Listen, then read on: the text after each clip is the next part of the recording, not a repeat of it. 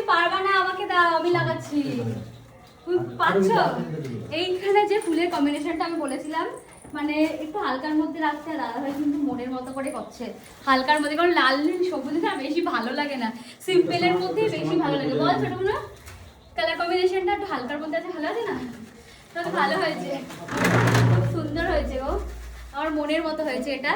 তো এই জায়গাটা এখন সাজানো হচ্ছে, ওপরটা আস্তে আস্তে ফুলগুলো গাঁথা হবে, তারপর এখানে একটা সোফা আসবে যেখানটাতে আমি বসবো, আর সবাই আমাকে গিফট দেবে। বড় মাসে আমার জন্য একটা সুন্দর গিফট কিনেছে।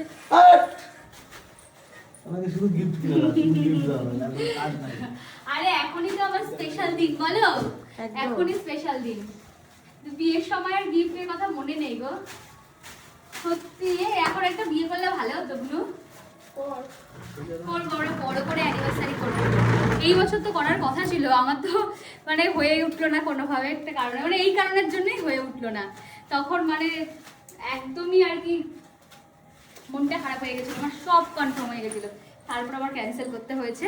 তো এখন আরো বেশি হ্যাপি যে এই অনুষ্ঠানটা হচ্ছে একটু বড় করে। তো তোমাদের কেমন লাগছে জানিও।